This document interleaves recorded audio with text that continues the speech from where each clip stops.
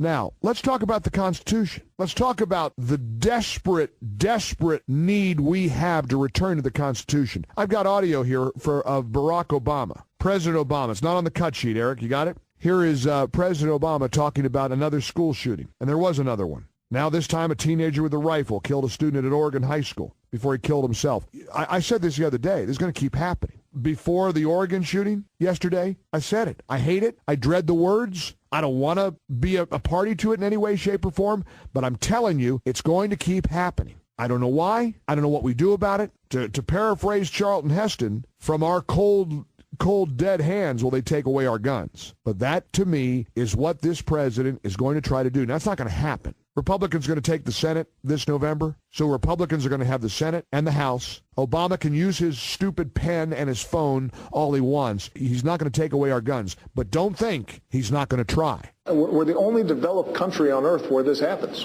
and it happens now once a week, and it's a one-day story.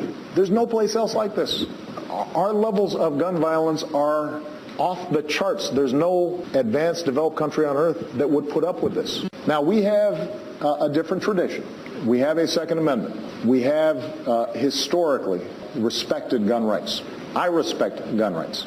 But the idea that, for example, we couldn't even get a background check bill in to make sure that if you're going to buy a weapon, you have to actually go through a fairly rigorous process so that we know who you are.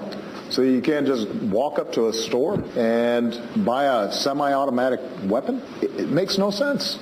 But the problem, Mr. President, is that the American people aren't dummies. And they know that your attempts at background checks, your attempts at more stringent gun control laws are non sequiturs as it applies to these shootings. Most, if not all, of the shootings we see at these schools and in these environments are with legally purchased guns. And you can't just walk up to a store and buy a gun. Ask anybody who wants to buy a gun.